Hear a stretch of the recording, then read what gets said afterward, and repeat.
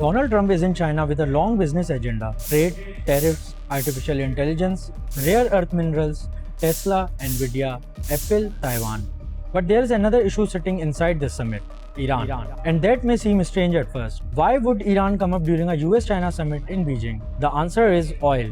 Despite heavy US sanctions, Iran still exports large amounts of crude oil, and China buys most of it. According to US officials, around 90% of Iran's oil exports now go to China, often through shadow fleets, front companies, and payment systems designed to bypass sanctions. For Iran, this trade is critical. Oil revenue keeps the economy running and funds a large part of government spending at a time when Tehran remains under financial pressure. For China, Iranian crude is cheap and reliable. Independent Chinese refineries buy it at discounted prices, helping Beijing secure energy supplies while reducing dependence on US-aligned Gulf producers. That is why Iran is now part of the US-China conversation.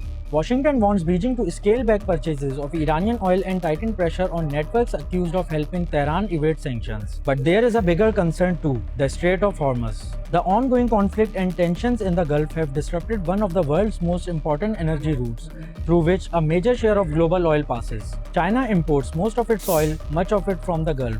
So instability in Hormuz directly affects Chinese energy security, shipping costs, and manufacturing prices.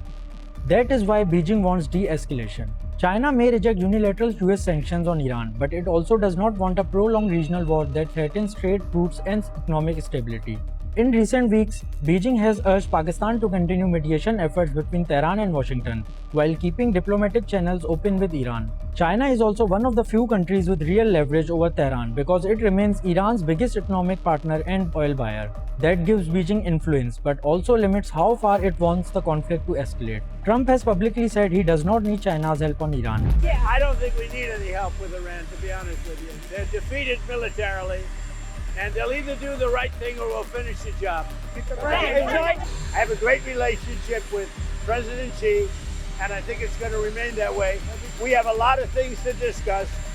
I wouldn't say Iran is one of them, to be honest with you, because we have Iran very much under control. But behind the scenes, Beijing is already deeply connected to the crisis. If China keeps buying Iranian oil, US sanctions lose impact. If China pushes Tehran toward diplomacy, it could help prevent a wider war. And if tensions continue in the Gulf, both the US and China risk economic fallout from rising energy prices and disrupted trade. So while Trump's Beijing visit is officially about business and geopolitics, Iran has become impossible to separate from the agenda, because energy, security, diplomacy, and great power competition are all tied together.